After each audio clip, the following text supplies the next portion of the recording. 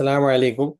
وعلیکم السلام ورحمۃ اللہ وبرکاتہ۔ آج کے سیشن کی شروعات ہم سورہ مائدہ کی آیت نمبر 63 سے کریں گے۔ چلیں جی، طارق صاحب بسم اللہ شکریہ۔ کریں۔ اعوذ باللہ من الشیطان الرجیم، بسم اللہ الرحمن الرحیم۔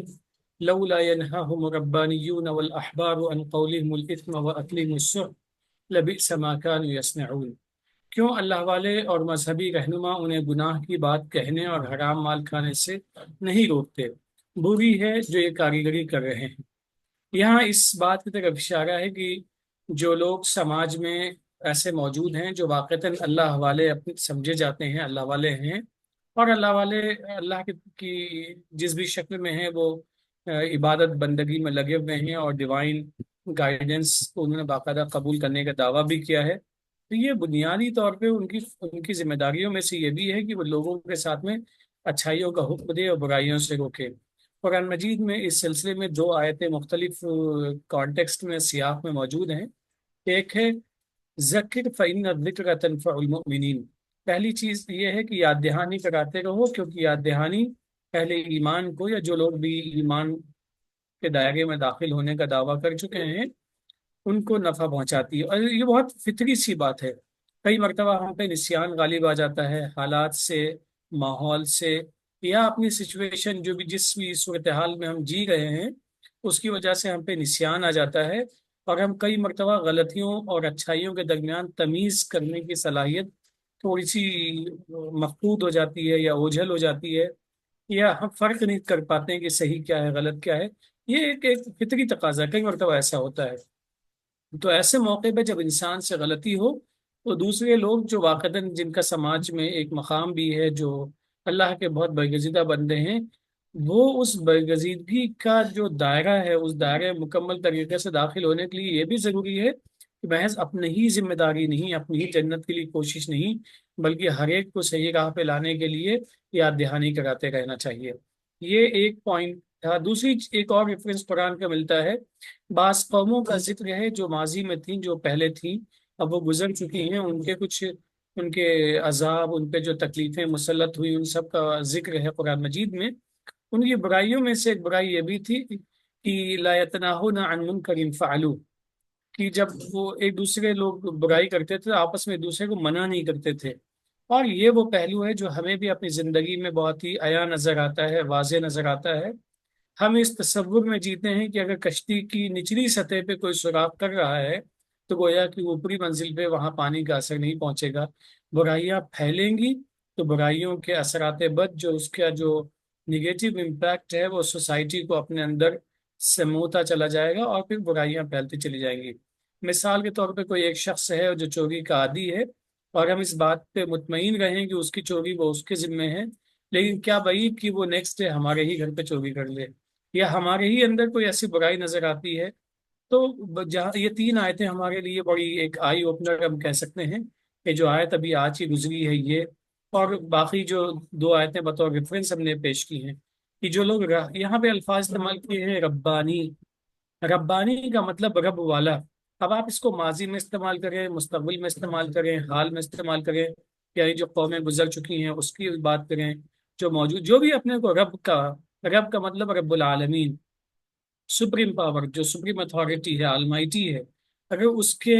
خاص بندے ہونے کا ہمیں دعویٰ ہے تو یہ بھی ہماری ذمہ داریوں میں سے ایک ذمہ داری ہے کہ جہاں جہاں برائیاں ہمیں دکھیں وہاں پہ ہمیں بہترین انداز میں، کیونکہ بہترین انداز میں کہنے کا حکم بھی اللہ تعالیٰ نے قرآن مجید میں ہے، ادعو باللتی ہی احسن، جو صحیح طریقہ ہے اس کے ذریعے سے ہمیں دعوت دینی چاہیے۔ اور لست علیہم بمسیطر، یہ بھی ہمارے ذہن میں رہنا چاہیے کہ ہم دروغہ نہیں ہیں۔ اور یہ بھی ہم اپنی روزمرہ کی زندگی میں ہم اپنی نفسیات کو سمجھ سکتے ہیں کہ کوئی ہم پہ مسلط ہو کے کچھ اچھائی کروانا چاہے تو ویسے ہی ہم اندر سے ریزسٹ کرنے کا جو مادہ ہے وہ بھی بڑھتا چلا جاتا ہے۔ لیکن کوئی ہم سے پیار سے کچھ کہنا چاہے تو انسان تو کے بارے میں ایک کہاوت مشہور ہے، الانسان عبد الاحسان، اچھائیاں کی جاتی ہیں تو انسان کے اندر خود بخود جھکنے کی صلاحیت ایسی موجود ہوتی ہے، وہ خود بخود جھکتا چلا جاتا ہے۔ تو یہ بڑی اہم چیز ہے کہ جو رب کا دعویٰ کرتے ہیں ان کی ذمہ داری ہے کہ جو لوگ ناجائز طریقے سے مال کھاتے ہیں، جو لوگ بری باتیں زبان سے نکالتے ہیں یا کہتے ہیں، ان کو باقاعدہ منع کرنا چاہیے۔ دیکھیے، چونکہ یہ ان اقوام کے تعلق سے بات ہے جہاں پہ کہ ایک باقاعدہ طبقہ موجود تھا جو اپنے آپ کو اس کیٹیگری میں رکھتا تھا، جیسا آپ نے کہا کہ وہ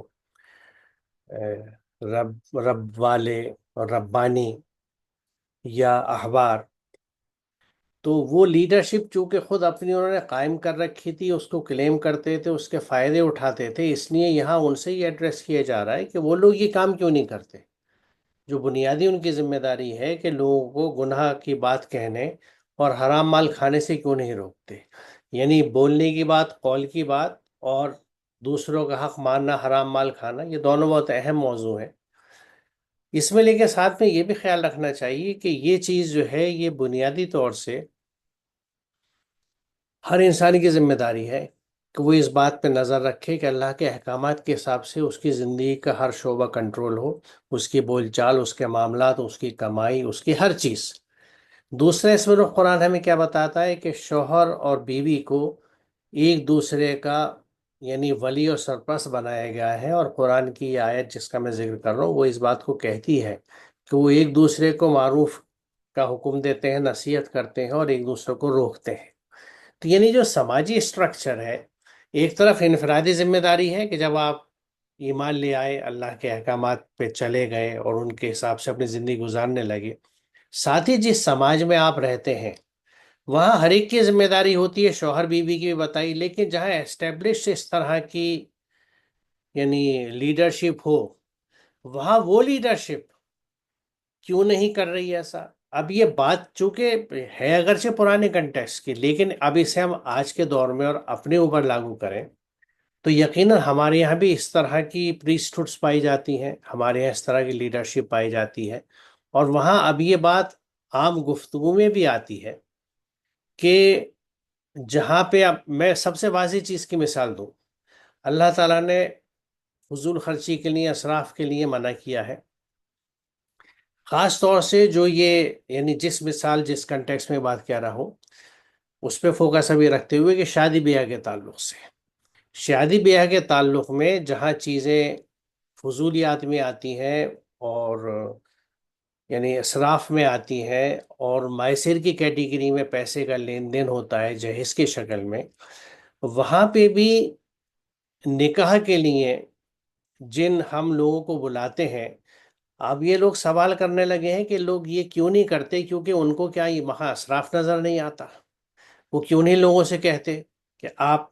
یہ جہیز کا لین دین ہے، اسراف ہے، کھانے میں، سجانے میں، کپڑے لتے میں، ساتھ ہی اس میں جو بے حجابی اور بدنظمی اور بے شرمی کی باتیں ہیں ان سب پہ آپ خاموش کیوں ہیں. تو یہ بات اسی زمانے کی نہیں ہے، یہ آج بھی ہے. اور اس میں بہت سے، میں نے ایک مثال دی آپ کو، سماج میں بہت ساری چیزیں ایسی ہوتی ہیں. دیکھیے پہلے میں اپنے بچپن کی بات بتاؤں کہ ہم جس محلے داری میں رہتے تھے وہاں اس محلے کے جو بڑے لوگ ہوتے تھے وہ ہمیں کبھی بھی غلط کام باہر، یعنی غلط کام کیا اس زمانے میں تھا کہ ہم بھاگ کے چل رہے ہیں یا باتیں کرتے ہوئے یا کسی سے کچھ تھوڑی بہت لڑائی ہماری ہو رہی ہے تو فوراً ہمیں ٹوکتے تھے اور کبھی کبھی پکڑ کے گھر لا کے والدین سے شکایت کر دیتے کہ بھائی دیکھیے آپ کا بچہ یہ کر رہا تھا باہر. تو یہ ایک احتیاط کا ماحول تھا محلے داریوں میں بھی. یہ سماج کی بھلائی کے لیے بہت ضروری ہوتا ہے کہ جو ذمہ دار ہیں وہ کنٹرول رکھیں. لیکن اس میں ایک بہت اہم بات یہ بھی جس کو خود قرآن کہتا ہے کہ تم وہ کیوں کہتے ہو جو تم نہیں کرتے. یعنی میرے لیے بڑا لازم ہے کہ اگر میں کسی سے کہہ رہا ہوں کہ بھائی جھوٹ مت بولو یا شو بازی مت کرو، اسراف مت کرو، تو ایسا نہ ہو کہ میں اپنے فنکشنز میں یہ سب کر چکا ہوں اور اب تقریر کرنے کھڑا ہو گیا، اب واضح و نصیحت کرنے لگا میں، جبکہ میں خود کر چکا ہوں اور اب بھی کر رہا ہوں. تو یہاں اپنا عمل درست ہونا بہت ضروری ہے کہ آپ پہلے اپنا عمل درست کریں، اس کے بعد لوگوں کو سمجھائیں اس کے لیے اور اپنی مثال بھی پیش کریں. تو یہ چیزیں جو آج کل نہیں نظر آ رہی ہیں تو اس کے لیے جو اس میں آخری حصہ کہا جا رہا ہے کہ لبیسا ما کانوا یصنعون، جس کا ہم نے ترجمہ ہی کیا ہے کہ بری ہے جو یہ کاریگری کر رہے ہیں. اب یہ کاریگری یہاں پہ ہمیں کیا نظر آتی ہے، جو یعنی یہ جو یصنعون ہے وہ وہی صنعت کاری، بنانا، ہاتھ کی چیزیں جو تیار کر دی جاتی ہیں، تخلیق کی جاتی ہیں، کہ قرآنی احکامات کسی چیز کو منع کر رہے ہیں. ہمیں لوگوں کو اجازت دینی ہے یا اپروو کرنا ہے کہ بھئی اس کو کسی طریقے سے ہم درست کر لیں، تو اس کے لیے بات کو گھمانا، یعنی یہ صنعت کاری ہے جو کی جاتی ہے۔ کچھ اور ریفرنسز لے آنا، کسی اور کے کوٹس لے آنا، کہیں سے لے آنا، یعنی بات کو ڈائلیوٹ کر دینا اور اپنی مرضی کے من مطابق کر دینا، تو گویا جسے کہا جاتا نا کہ رند کے رند رہے اور ہاتھ سے جنت نہ گئی، کہ بھئی ہم نے کوئی گناہ کا کام بھی نہیں کیا، ہم نے تو فلاں صاحب سے پوچھ لیا تو انہوں نے کہا نہیں اتنی ہے جائز، آپ کی گنجائش ہے، اللہ نے آپ کو دیا ہے تو آپ اپنی بیٹی کو دو دے رہے ہیں، کوئی کہتا ہے ہدیہ دے رہے ہیں، کوئی کہہ رہا ہے تحفہ دیتا ہے، یعنی گنجائشیں نکال لیتے۔ تو اللہ تعالیٰ اس بات سے بخوبی واقف ہے، اور اس چیز کو یہاں وضاحت سے سمجھایا گیا ہے کہ جو یہ کاریگری کر رہے ہیں اللہ تعالیٰ اس سے واقف ہے۔ تو ہمیں کوشش کرنی چاہیے کہ جہاں اخلاص کی ضرورت ہے، حق بیانی کی اور حق پہ عمل کی ضرورت ہے، وہاں کاریگری نہ کریں۔ چلے طارق صاحب اگلی آیت لے لیں۔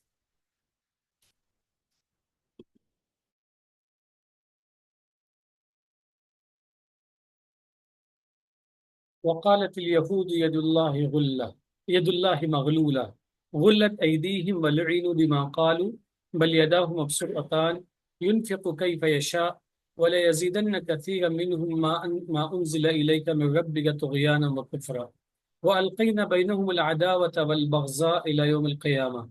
كلما أوقدوا نارا للحرب أطفأها الله ويسعون في الأرض فسادا والله لا يحب المفسدين۔ یہود نے کہا کہ اللہ کا ہاتھ بندھا ہوا ہے، انہی کے ہاتھ بندھے ہوئے ہیں، اور ان کی باتوں کی وجہ سے انہیں اللہ کی رحمت سے دور کر دیا گیا۔ اللہ کی رحمتیں تو بے حساب ہیں، وہ جیسے چاہتا ہے رحمت سے نوازتا ہے، اور آپ کے رب کی جانب سے جو آپ پر نازل کیا جاتا ہے اس کی وجہ سے ان میں سے بہت سارے اور زیادہ سرکشی اور کفر کریں گے، اور ہم نے ان کے درمیان قیامت تک کے لیے دشمنی اور بغض ڈال دیا۔ وہ جب بھی جنگ کی آگ بھڑکاتے ہیں اللہ اسے ٹھنڈا کر دیتا ہے، اور وہ لوگ زمین میں بگاڑ کے لیے دوڑ بھاگ کرتے ہیں، حالانکہ اللہ بگاڑ پیدا کرنے والوں کو پسند نہیں کرتا۔ اسی کا یہ ہندی ترجمہ اس صورت میں موجود ہے۔ یہاں دیکھیے اس آیت میں اس شروعات میں بات کہی گئی ہے وقالت الیہود۔ اب اس کے بعد میں اگر مجموعی طور پہ اس آیت پہ غور کیا جائے، دو چیزیں ہیں، ایک قولی برائی ہے، دوسری فعلی برائی ہے۔ قولی برائی یہ ہے کہ جب انسان یہ تصور کرتا ہے کہ تسمیہ، جسے ہم نومن کلیچر کہتے ہیں، نومن کلیچر اور تسمیہ جو ہوتا ہے کہ کبھی چیز ایک ہی ہے لیکن اس کا نام کسی زبان میں کچھ اور ہے، دوسری زبان میں کچھ اور ہے، تو انسان پھر زبان کے بدلنے سے گستاخی پہ آمادہ ہو جاتا ہے۔ تو ظاہر سی بات ہے یہاں پہ جس چیز کی بات کی جا رہی ہے لفظ اللہ کی بات ہے، جو سپریم پاور ہے، سپریم اتھارٹی ہے، آلمائٹی ہے، پوری کائنات کا خالق ہے، رب ہے، مالک ہے۔ اب وہ جس زبان میں بھی جو بھی لفظ ہے، لیکن جب انسان کے دل میں کینہ ہو، بغض ہو، حسد ہو، تو یہ جنرل ایک سیاق کی بات کی جا رہی ہے، تصور جو نظریہ پیش کیا جاتا ہے۔ یہاں پہ ایک خاص قوم کا ذکر ہے کہ جب اس میں ناراضگی اس حد تک بڑھی قرآن کے نزول سے، رسول کی آمد سے، تو اس نے گویا جو خاص لفظ استعمال کیا جا رہا ہے اللہ، اس لفظ کی مالک شخصیت کے سلسلے میں بھی زبان درازی شروع کر دی، اور اس نے یہ پیش کیا مختلف حالات کو، نظریات کو سامنے رکھتے ہوئے کہ گویا کہ وہ بڑا ہی وہ کنجوس ہے اور اس کے یہاں کوئی سخاوت نہیں ہے۔ تو ایک تو لفظی زیادتی تھی جو نہیں ہونی چاہیے، دوسری یہاں پہ عملی زیادتی کا بھی انہوں نے اظہار کیا کہ اس طریقے سے ان کی عملی زیادتی چلی گئی کہ وہ برائیوں کو، یا دوسری قرآن کی جو ریفرنس سے ملتا ہے لفظ فساد، فساد مچانے، فساد پھیلانے، فساد، اور جس کو کوئی شکل کبھی اس کی جنگ ہوتی ہے کہ جنگ پہ لوگوں کو آمادہ کرنا، جنگ بھڑکانا۔ لیکن اس میں یہ بات جو آخر میں ہے کہ ان کی تمام کاوشیں ہمیشہ رائے گاں چلی گئی۔ یہ ہم سب کے لیے بڑی عبرت کی بات ہے کہ ہم قولی طور پہ یا فعلی طور پہ اگر منفی چیزوں کو اپناتے ہیں، نگیٹو چیزیں ہماری زندگی میں اگر ڈومینیٹ کرتی چلی جاتی ہیں، تو ذہن میں رکھنا چاہیے کہ ان کے اثرات بہت دیر پا نہیں ہوتے ہیں، اور مزید یہ سب اگر ہم کرتے ہیں تو ہم مفسدین کی کیٹیگری میں آ جائیں گے۔ اور مفسدین کے سلسلے میں اللہ تعالیٰ نے بہت ہی واضح بیان یہاں پہ فرمایا ہے، واللہ لا يحب المفسدین، اللہ تعالیٰ مفسدوں کو پسند نہیں کرتا ہے۔ دیکھیے قرآن مجید کو مکمل طور پہ جب بھی ہم یہاں اس سیشن میں سمجھنے کی کوشش کرتے ہیں تو ہمارا تصور یہ ہوتا ہے کہ ہر آیت میں میرے لیے اس میں کیا حکم ہے، میرے لیے کیا اس میں گائیڈ لائن دی گئی ہے۔ تو یہاں پہ مجھے یا ہم سب کے لیے جو گائیڈ لائن ہے وہ یہ ہے کہ ہمیں کسی بھی طریقے سے قولی طور پر یا عملی طور پہ کسی بھی غلط روش میں نہیں چلنا چاہیے۔ جو رب کائنات ہے اس کو کسی بھی زبان میں جو بھی اس کا نام لیا جاتا ہے اس کا احترام لازمی ہے۔ مزید زمین میں کسی بھی وجہ سے فساد، جس کی ایک بہت بڑی صورت جنگ ہوتی ہے، اس کو بھڑکانے کی کوشش نہیں کرنی چاہیے، کیونکہ اس میں نقصانات بہت سارے مخفی ہوتے ہیں اور اس میں بگاڑ بہت سارا پھیلتا ہے۔ اقتصادی بگاڑ پھیلتا ہے، انسانی زندگیوں کے سلسلے میں بگاڑ پھیلتا ہے، معاش کا بگاڑ پھیلتا ہے۔ بہت ہر جس ڈائریکشن یا جس ڈائمینشن میں آپ سمجھنا چاہیں، ہر فساد کا ایک نتیجہ ہے، اور جنگ اگر دیکھی جائے تو اس کا بھی نتائج بہت زیادہ برے ہوتے ہیں۔ اور اگر اس قسم کے کسی بھی عمل میں ہم شریک ہیں کسی بھی سطح پہ، تو یہ بات اپنے لیے ذہن میں رکھنی چاہیے کہ اللہ تعالیٰ فساد مچانے والوں کو پسند نہیں کرتا ہے۔ دیکھیے، جو لوگ اللہ کے احکامات سے ہٹ جاتے ہیں اور ان کے بجائے اپنے انداز کی زندگی گزارنے لگتے ہیں، تو وہاں ایک سب سے پہلی چیز یہ نظر آتی ہے کہ ان کا مال کو استعمال کرنے کا طریقہ کار بدل جاتا ہے۔ یعنی مال بے انتہا اکٹھا کریں گے، کس ذریعے سے آ رہا ہے، جائز ہے ناجائز ہے مطلب نہیں، اور وہ جو اکٹھا کریں گے اس کو صرف اپنی ذات پہ خرچ کریں گے۔ اور ایسے میں یہ مجھے تو ہوا ہے، ہو سکتا ہے اور بہت سے لوگوں کو تجربہ ہوا ہو، کہ جب ان کو اپنے محلے، علاقے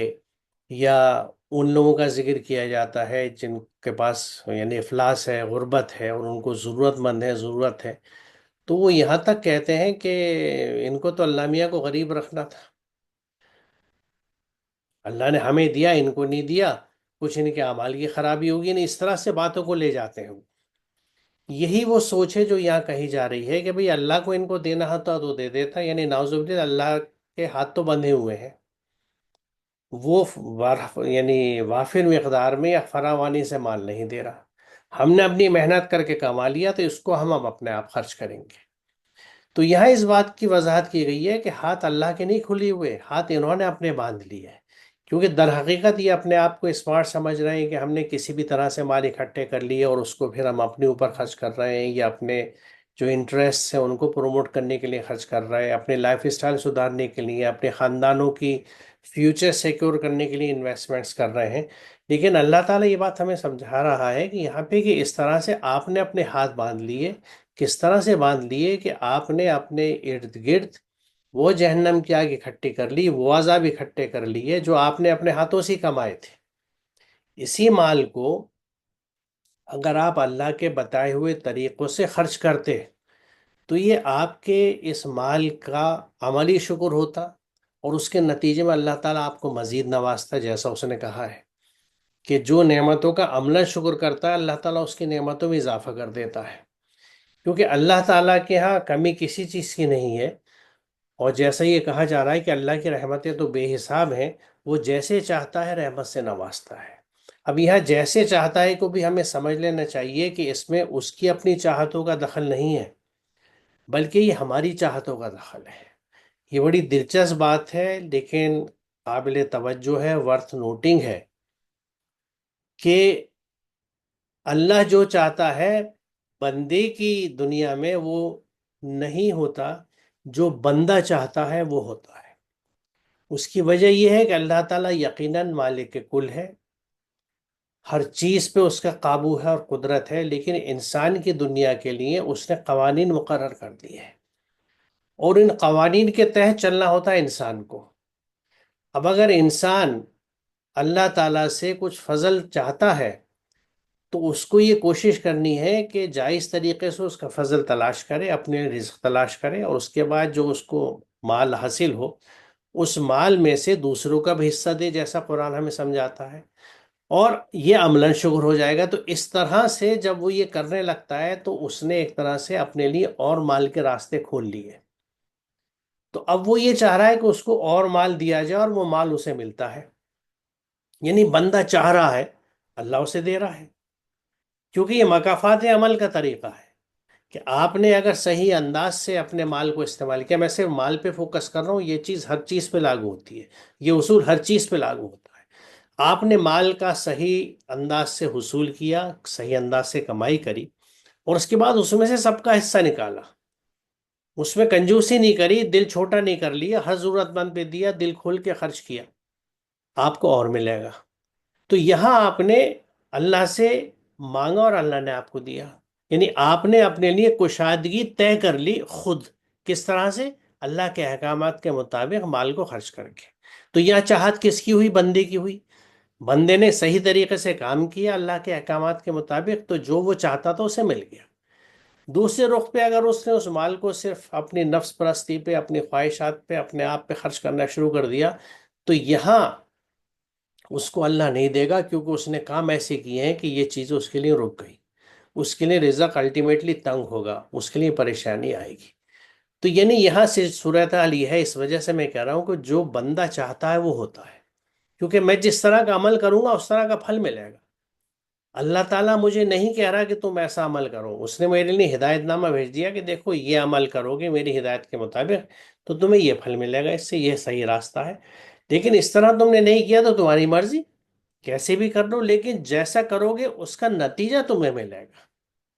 تو ہم جب اللہ کے احکامات پہ چلتے ہیں تو ہم اپنے لیے صحیح نتیجے انوائٹ کر لیتے ہیں، صحیح نتیجے انشور کر لیتے ہیں۔ تو ایک طرح سے اس وجہ سے میں نے یہ بات کہی تھی کہ جو بندہ چاہتا ہے وہ ہوتا ہے۔ میں اگر اپنی بھلائی نہ چاہوں تو اللہ تعالیٰ از خود بھلائی نہیں کرے گا۔ اس نے تو ہدایت کے لیے بھی کہا ہے کہ جو ہدایت طلب کرتا ہے اللہ تعالیٰ ہدایت اسے دیتا ہے۔ یہ کال ہماری ہے، it should be our initiative. تو میں بھی اپنی زندگی میں اگر اچھا چاہتا ہوں تو یہ میری ذمہ داری ہے، اور اس کا طریقہ قرآن نے ہمیں بتا دیا کہ اللہ کے احکامات کے حساب سے چلنا ہے۔ جتنا تقوی پہ رہیں گے اتنے نتائج اچھے ملیں گے۔ تو یعنی یہ کیفیت وہی ہے جس کو، یہ بات جو شاعر نے کہی ہے کہ خدا بندے سے خود پوچھے بتا تیری رضا کیا ہے، تو یہ بندے کی رضا ہے۔ اللہ تعالیٰ تو اسے نوازتا ہے لیکن اس کے ایکشنز کے مطابق۔ تو ہمارا یہ سوچنا ہے کہ اللہ تعالیٰ ہمیں نواز دے، ضرور نوازے گا، پرووائڈڈ ہمارے ایکشن، ہمارے اعمال اس طرح کے ہوں گے جس طرح کے درکار ہیں اس وقت کے لیے۔ ایک چیز یہ تھی جس وضاحت طلب تھی، دوسری ایک چیز یہ جو اس میں وضاحت طلب ہے، باقی آپ نے چیزیں سب بیان کر دی، کہ فساد پھیلانا زمین میں، کسی بھی طرح کی انیکولیٹی، امبیلنس، ڈسٹربینس، یعنی بیلنس بگاڑ دینا، توازن کسی بھی چیز کا، یہ فساد ہے۔ اور ان توازنوں کو ریسٹور کر دینا، یہ کار خیر ہے، یہ کار احسن ہے، یہ وہ کار خیر ہے، یہ وہ احسن روش ہے، یہ وہ احسان کی روش ہے جس کے لیے اللہ ہمیں حکم دیتا ہے۔ تو زمین میں بھاگ دوڑ جو لوگ کرتے ہیں، جن کی مثال دی جا رہی ہے، وہ ہر طرح سے فساد پھیلاتے ہیں۔ مال کا فساد وہ اس طرح پھیلاتے ہیں کہ وہ ہماری جائز و ناجائز کی تمیز کو ختم کر دیتے ہیں، کہ بائی ہک اور کرک پیسہ کماؤ، بائی ہک اور کرک اپنی خواہشات پوری کرو، دس اور دیٹ، یہ چاہیے مجھے، مجھے لے لینا چاہیے، تو یہ کتنا مجھے خرچ کرنا ہے، کیا نہیں کرنا، جو ڈسپلن ہمیں قرآن سکھا دیتا ہے وہ ٹوٹل ڈیمولش کر دیا جاتا ہے۔ لیکن وہ ڈیمولش وہاں ہوتا ہے نا جہاں کسی نے سمجھنے کی کوشش کی گئی ہو۔ ہم نے تو چونکہ سمجھا بھی نہیں ہے، ہماری اکثریت نے، اس لیے ہم صرف کیا دیکھتے ہیں کہ جو چاروں طرف کے چلن ہوتے ہیں ان کو اپنا لیتے ہیں، اور وہ ساری جو چلن ہے وہ فسادی چلن ہے، اس سے سماج میں بگاڑ پھیلتے ہیں۔ اور اس کا سب سے بڑا ثبوت یہ ہے کہ آج جتنے بھی ٹرینڈ یا چلن ہے ہمارے یہاں چلنے والے سماج میں، اس میں فساد زیادہ پھیلا ہوا ہے۔ آپ کسی بھی لیول کی سوسائٹی میں چلے جائیے، وہاں آپ کو امن سکون نہیں دکھے گا۔ آج لوگ امن کے لیے جتنے تلاش میں ہیں، جتنے بے چین ہیں، جتنے سائیکولوجیکل ڈس آرڈرس ہیں، جتنی ان کے اندر بے چینی ہیں، جتنی انہیں سائیکوٹروپک ڈرگس چاہیے، یا سائیکیٹرک انہیں کاؤنسلنگس چاہیے، یا جتنے ڈپریشنس اور سائیکولوجیکل ڈس آرڈرس اور سوسائڈس آج ہو رہی ہیں، کل نہیں ہو رہی تھی۔ جبکہ زندگی کی تو لگژریز اور آسانیاں اور آسائشیں بڑھتی چلی جا رہی ہیں، یہ چیز غور طلب ہے۔ لیکن بہرحال یہ وقت کا تقاضا ہے کہ میں اس کو صرف سامعین کی خود اپنی سوچ میں چھوڑ دوں، کہ اس کو سوچیں کہ یہ راستے کس طرف جا رہے ہیں، اور صرف کیوں؟ کیونکہ یہ اللہ کے احکامات سے ہٹ کے راستے ہیں۔ کیونکہ اطمینان قلب اور سکون اور امن تو اللہ کے احکامات پہ چلنے میں ہی ہے۔ تو یہاں رکتے ہیں طارق صاحب آج، اور جی انشاءاللہ مناسب۔ اگلے سیشن میں سے آگے چلیں گے۔ السلام علیکم۔ وعلیکم السلام۔